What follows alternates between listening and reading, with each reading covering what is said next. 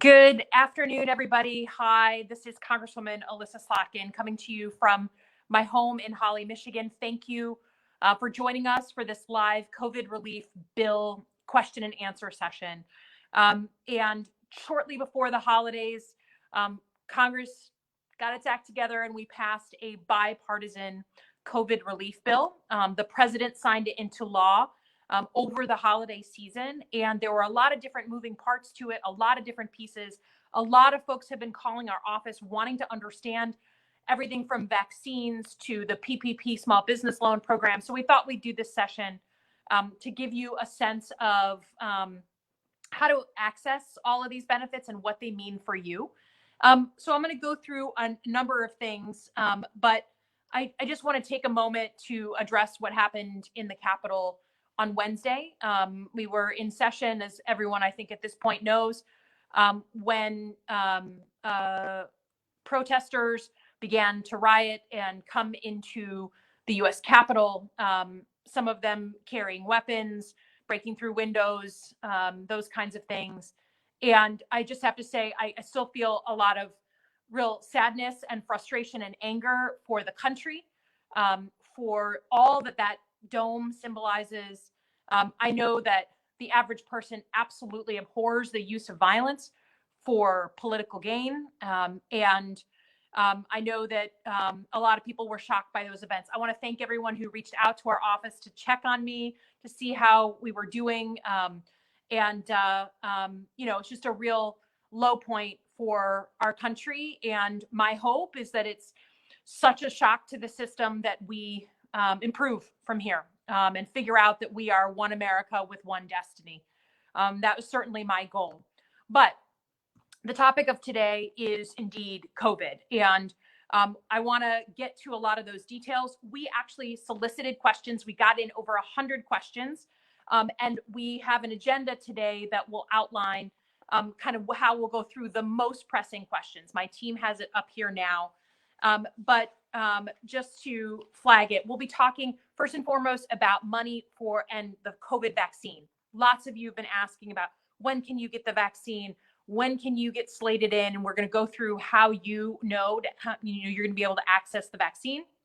It's by far the most pressing question people have been asking.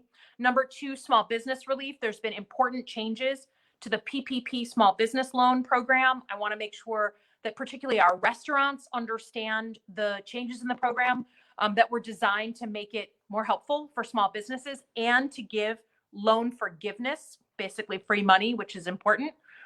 Third, we'll be talking about unemployment insurance. Lots of questions because we extended unemployment. We added another $300. I want to talk about that.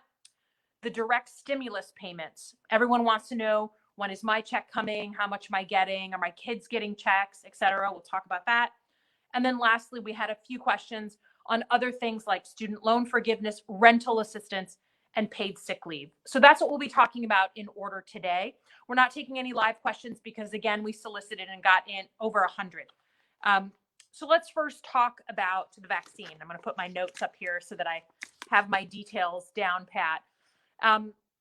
When can we expect to get the vaccine? So you all know that the vaccine started to go into the shoulders of our frontline healthcare workers starting in about mid-December. That has been continuing since that time, as well as moving now to residents in long-term care facilities, particularly those who are so vulnerable and have been such really at the victim side of this because of those close quarters. So based on the governor's announcement this week, our health departments and providers now have the authority to expand who can apply to get a vaccine. And that includes people who are 65 and older, as well as a subset of other frontline essential workers.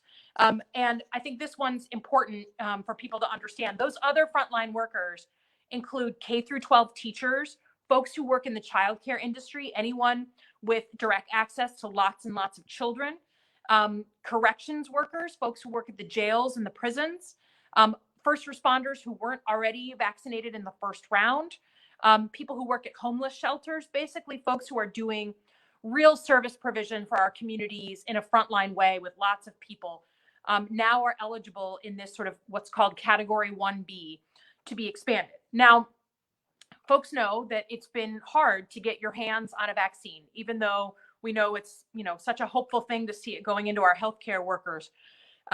Basically, the way that you get the access to the vaccine is go to your county's public health website. So for Livingston County, for Ingham County, for Oakland County, they each have their own website. And that is where you can start to register for an appointment to get a vaccine. Now, in Ingham County, this has been relatively smooth. And indeed, I believe you have to be over 70 years old to get one in Ingham County, but you can register for an appointment. For Oakland and Livingston County, I will be frank, it has been harder to get yourself an appointment. It keeps saying, no appointments available, no appointments available. What I would suggest, knowing this isn't perfect, is that you continue to go back to your county public health websites every 3 or 4 days to see if their appointments are available. It's been difficult given that the supply of the vaccine is not what we want. We want more. We want the federal government to release the entirety of the vaccine, not kind of try to dole it out. And our governor, along with a lot of the other Midwestern governors, sent a joint letter to ask for that very same thing. So we've got a constrained supply, but we want to start creating that queue, that line. So if you haven't already, go to your county's public health page, and you can try and sign up for an appointment as soon as one becomes available. So that's the sort of little bit about the vaccine and who's eligible. We've gotten a lot of questions about how it seems like the vaccine isn't getting to Michigan. It isn't getting out. It isn't being administered fast enough. We just came out of a meeting with the governor's team, and trust me, this is a very popular question that we've been getting at our offices. So we've been taking it up directly with the governor. And there's a number of things going on. One, as I said, it was supply. We just don't have the supply around the country to get to everyone as fast as we want. And indeed, until we get through all the categories of people to when we get to, young people, healthy people, it will be well into the spring until people are able to young and healthy people are able to get that vaccine. But there's also logistical challenges. And we know that, for instance, in our public health departments, in some of our counties, you have barely 1 or 2 people working in those departments who have responsibilities to manage this logistical challenge. That said, it is our job to get it out as fast as possible. I know in certain areas, in certain states now, they're even looking at mandates to you can't hold on to the vaccine. You've gotten a certain amount of time.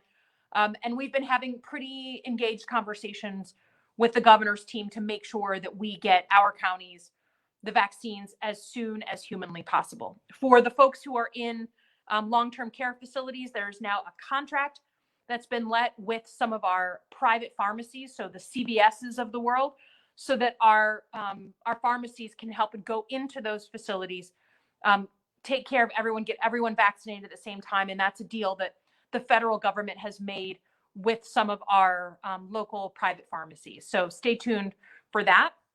And then, of course, if you're a healthcare worker, you should be hearing from your place of residence, your place of work, on when you can get the vaccine. Okay, let's talk a little bit about small business relief, going to our next topic. As you all know, back in the spring when COVID really hit us, we set up this thing called the Payroll Protection Program, the PPP program. It was a new loan program. Had some hiccups in the beginning. The money went very, very quickly. We saw that, frankly, the businesses that had the closest relationships with their bankers seemed to get applications in first, and therefore a lot of our biggest businesses were first in line. We amended the program over the spring based on feedback, frankly, that we got from folks like you all, business owners, who were saying, hey, it doesn't work for me. And we've put aside and have continued to put aside money for our smallest businesses. So this time around, when we passed the PPP program, we did a few things. One, we opened the program back up again, made money available so you can apply not just for your first PPP loan, but now you are eligible to apply for a second one. A lot of our businesses got one very, very quickly in April, May, June, paid it back, did their duty, but they didn't think COVID would go on so long. None of us did. And so making it through the winter became a really difficult thing. So you're eligible to get a second PPP loan. The as long as your company has less than 300 employees, you have to have used your first PPP loan completely. And you can demonstrate a 25% reduction in gross receipts in the first, second, or third quarter of 2020. And for many of our businesses, that's a very easy percentage of decrease to show year over year. The Small Business Administration has a website that you can go to learn all about it. But the best advice I can give you is to go see your lender, go to your bank or to your credit union, sit down, get that face-to-face relationship going if you don't have it already, and ask them for advice and details on the new rules around the PPP program. So a lot of folks have obviously asked about loan forgiveness. People have been asking me, okay, you're giving me a loan and it's, not that high of an interest rate, but what about a grant? What about turning it into forgiveness so that I don't have to pay this back and risk debt? So the good news is we fought very hard for this. We now have an expedited process to get loan forgiveness for loans that are under $150,000. You can apply for loan forgiveness if you've got a loan bigger than that. But the average loan size in Michigan's 8th District in mid-Michigan is $30,000 to $40,000. You should definitely be preparing to apply for loan forgiveness. Again, this is through your lender. And what we agreed on and negotiated and signed into law is that there is a one-page form that's being created that you will have to fill out. You'll have to show your work. You'll have to show that you spent the money in the ways that it was intended on keeping people on payroll, on accepted expenses. But if you can do all that and you submit this form through your lender, you will be able most likely to get loan forgiveness. And again, you can apply for loan forgiveness even if your loan is bigger than $150,000. You just have to show more of your math. It's not a one-page form, it's longer. So those things are extremely important. While we don't have that one-page form, your banker does not have it yet since we just passed this into law basically over Christmas. It was signed by the president. My best advice is to get all your financials in order, all your receipts, everything that demonstrates your payroll, all of the kind of showing your work that they're going to ask for. Just get that together. And again, go have that conversation with your lender on when they think it's going to open up, what to do the day you get the form, et cetera, et cetera. Other changes to the PPP programs, and this is important because it affects particularly our restaurants, which we know are really suffering. I mean, our restaurants are having some of the hardest times. And I think wintertime is hard for all restaurants, but on top of the year that we've had, it's potentially fatal for some of our restaurants. So we made some pretty important modifications to the PPP program aimed at helping our restaurants. In addition to authorizing a second loan, it also puts aside money for our smallest businesses. So that means businesses with 6 employees or under. That's new because the program was to keep people on payroll. Businesses that didn't have many on payroll weren't faring so well and weren't competing so well. So we did a carve out for our smallest businesses. And I know that we have some of those. And then the clarification on deductions. You are allowed, deductions are allowed for expenses paid for with proceeds from a PPP loan that's forgiven. So basically, it clarifies that you can't get taxed on this loan as taxable income. That was something we heard from a lot of our businesses. And then there's additional forgivable expenses, things that qualify. And this is things that help our businesses adapt to COVID, right? Such as cleaning equipment, outdoor heating equipment, anything you did to set up an outdoor patio, all of those things, all the PPE, all those things that you had to do as a business to adapt to COVID environment, we have now added those as forgivable expenses, which is good. And then we also expanded the PPP program to 501c6 organizations. And these are, in addition to certain news organizations, certain destination marketing organizations. So the 501c6 are sort of your Chamber of Commerce, different organizations like that. If you've already gotten a PPP loan, you can change the terms of that loan based on the modifications in this bill. So if you got a loan back in April, but you like the terms of December better, which I understand, please go to your lender, have the conversation about retroactively changing the terms of your original loan. And then again, specifically for our restaurants, we got a lot of push from a lot of places in the country looking for, looking for additional relief for our restaurants. And in addition to the changes of the forgivable expenses that particularly our restaurants have had to invest in, there was also a real change in the loan calculation formula. Instead of 2 times the average monthly payroll cost, it's 3.5 times the average monthly payroll cost just for restaurants. That's a special thing just for restaurants. And then again, all these, in addition to the other expenses we talked about, it also includes restaurant specific expenses like perishable goods, food, and then accommodation for outdoor service. So again, restaurants who might not have been very attracted to the PPP program back in April should take a look at the program as expanded and signed into law in December. Okay, let's turn to unemployment insurance. We got a lot of questions about unemployment.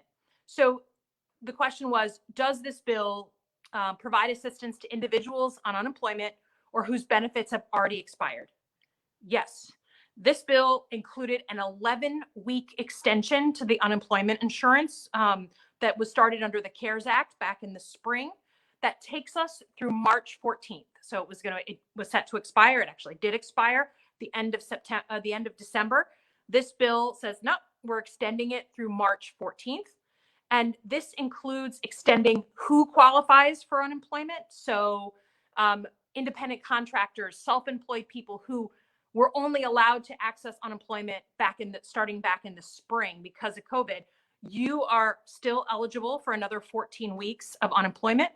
It includes an additional 13 weeks of unemployment compensation to workers who need these benefits, which is great. And then it adds $300 per unemployment check from the federal government. In the spring, that was $600. It is now $300. Fast forward. Now, we know that there's been a lag, right? The unemployment benefits ended at the end of December. We signed the bill. The president signed the bill kind of late. And so there's been a lapse in people's benefits. And all I want to say is that we expect in another week that money is set to restart. And it will be retroactive to when you last got your check. So you won't be missing any money. That first check will be catching you up for the checks that people have missed due to the lapse. It'll go back to December 26th. That'll be backdated to December 26th. So we got questions. Well, I was already on unemployment insurance. Do I have to apply or do anything special to get the additional $300 per check? No.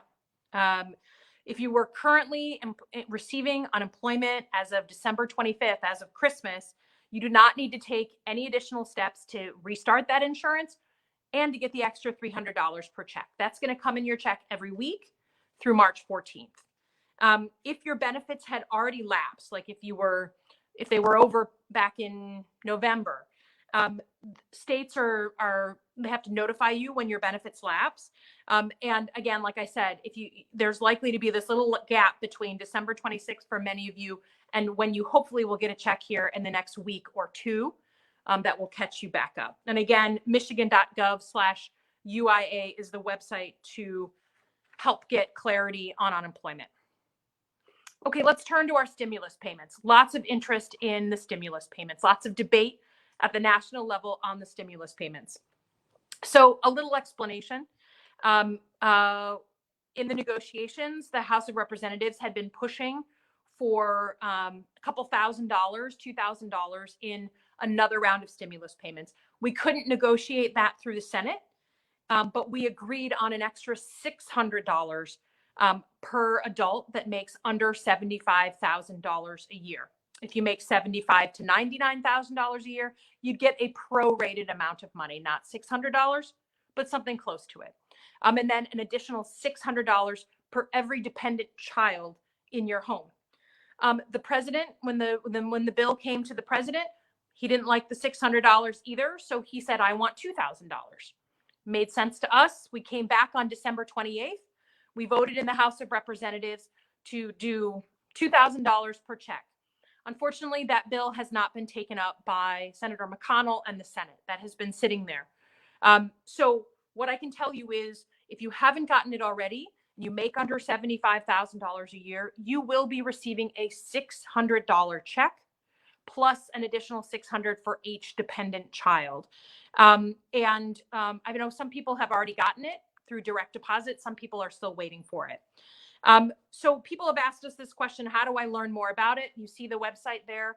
The IRS has a website where you can track your stimulus payment. You can see, am I eligible? Am I getting it? That kind of thing, which is important. The first folks who are getting it are the ones who have paid their 2019 tax returns via direct deposit. I'm sorry, 2018 direct deposit. Those are the ones who are seeing the stimulus payments delivered into their bank account first. The checks are expected to be mailed out in the next 10 days. So you'll start to see people getting their checks in the mail. So as I said, if you want to check on your payment, you can go to the IRS and check on the website. You can literally put in your information and it'll say, you're eligible for this and it's coming, so-and-so. But for most folks, their checks will be mailed on or around January 15th. Now, we've had a lot of questions about people who said, hey, I never got the first round of stimulus payment. I made an unusual amount of money in 2018, and therefore I should be getting a stimulus check, but I didn't get one. How do I complain? How do I, agitate to get my check? So first, you got to go to the irs.gov, get my payment tool to just confirm the status of your payment. If they say, you're not eligible, it's confirming what you believe, that you're not getting a check, and you've got to do something about that. If you believe you should have been eligible for the first round of stimulus payments, or you don't think you got the correct amount, you should be able to claim what's called a recovery rebate credit for the amount that you're owed when you file your 2020 taxes. And a lot of people are starting to do their 2020 taxes. That applies for the second round of payments or the first round of payments. The instructions, again, are at the IRS website, the one that's here. And I really urge you to go look at this tool, because we've got a lot of our residents here who said, I should have gotten a bigger check, should have gotten a check. You can claim it as a credit on your taxes as a way to get that stimulus check back. And we had a lot of people who said, I took the GM buyout in 2018, and so I had an unusual amount of money, but that's not what I usually make. We've seen people sort of claw back and get the stimulus payment that they deserve. They just kind of have to show their math and do it through their taxes upcoming. The one thing I would flag on the stimulus payments, which is an interesting note, if your child was indeed still your dependent and under the age of 18 in based on your 2019 or 2018 tax return, but now they are past the age of 18, they can claim their stimulus check through the IRS. And again, through this recovery rebate credit, they've got to look into it and explain they were 18 a couple of years ago, but now they're 20 and they should get their own fair shot at a stimulus check. So the IRS website and the recovery rebate credit is a really important thing for a lot of people who don't feel like they got their stimulus check that they should have gotten. Okay, let's talk about a few additional issues around COVID relief. A bunch of other questions we've been asked. Federal student loans. We were asked whether there's a pause on federal student loan payments, whether that was extended. There was a moratorium, you didn't have to pay. Unfortunately, right now, that moratorium on paying your federal student loans only goes through the end of January, so the end of this month. It was a compromise that we came to negotiate this bill, but I think for a lot of people, there's a hope and an expectation that we will revisit this issue after January 20th, when we have the inauguration of a different president who may see the student loan issue in a different way. Can't promise, still will be a negotiation, but student loans are only deferred through the end of January, and that's important. That said, for our students, we know that a lot of students, they were working, they lost their job. Their parents were working, they lost their job. There's a lot of change in economic circumstances for our students, and we don't want our students to cut their education right in the middle. So a lot of money, I'm talking about $22 billion, went to our institutions of higher education, colleges, community colleges, the places where your kids or you are going to school. And as part of this higher education emergency relief fund, half of the money any university gets, Oakland University, Michigan State University, Lansing Community College, all of them, they have to spend half the money on their students, right? They have to make half that money available through new grants to their students. So my best advice to you is go and see your financial counselor at your community college or your university or your college, and ask them about the new aid package and how you apply for this new money that they're going to have in their hands. And this was really important in the spring.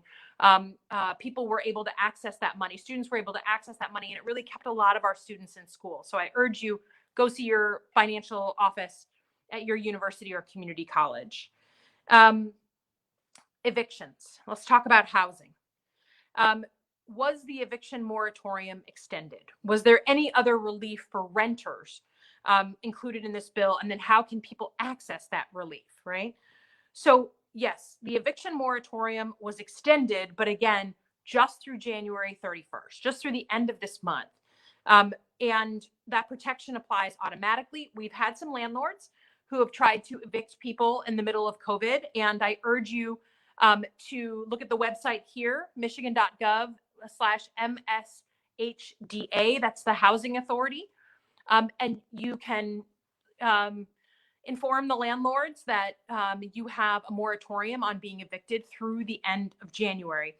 But obviously, that's just till the end of the month. The good news is this bill that we passed has $25 billion in rental assistance. So that's money to help the renters, but also to help the landlords. We've got a lot of mom and pop landlords who invested in real estate.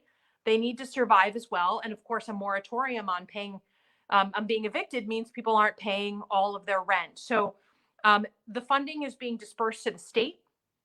And if you go to the website that's listed below, you can find out how to apply for some of that rental assistance. There's going to be application programs for you to get it, but it's a way to make sure that people aren't thrown out in the street, but also our real estate community, our mom and pop owners of real estate are able to survive as well, which is a major source of income for many people.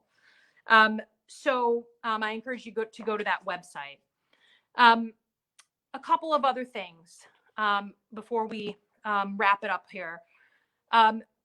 We've been asked about whether employers are still providing paid sick leave and paid emergency family leave due to the pandemic. So this is something that we set up in Congress back in March, so that if you got COVID or your loved one got COVID, or you had to stay home, you had no other childcare to support your child for a short time, that you were able, your business was able to basically get a tax credit for providing you paid sick leave, paid emergency family leave. That was largely for businesses under 500 people. If you're over 500 people, then we assume that they have a leave program that will at least be hopefully sympathetic. And right now, that program was not extended for our businesses, except you can voluntarily, your business, if it's under 500 people, can voluntarily keep abiding by paid sick leave, paid medical leave, and they will get 100% tax credit. They will get paid back when they go to pay their taxes. So that's a real incentive for our businesses to do the right thing. If someone gets COVID, if a loved one gets COVID and they need care, to make sure that employees don't come to work with COVID, don't, expose other people. Now, it's a little bit more complicated for the public sector. And this is something that we're working on with the state of Michigan, is just trying to figure out how we help nonprofit organizations or county organizations who also want to give that same benefit to their employees, but don't get the tax credit right now. So that is something we are working on. Whether it's on these issues or it's on other issues, I really urge you to call our offices. They're open. My staff is working full-time plus. We are still doing really robust constituent services. If you need help with any federal agency, that means the IRS, Social Security, the VA, the State Department, getting a passport, all of those things we can help you do. And with big bureaucratic systems, it's always good to have a few bureaucratic ninjas who know how to get things done in that system. We've helped get over $1 million back for people of Mid-Michigan. Please put us in, Coach, and let us fight for what you deserve, especially when it's fighting a big bureaucratic system like that. So please call our office. Our number is right there, or you can email us. You can go to our website. We keep it up to date with the latest resources for COVID. Thank you to all of you for your fortitude in this extraordinary time.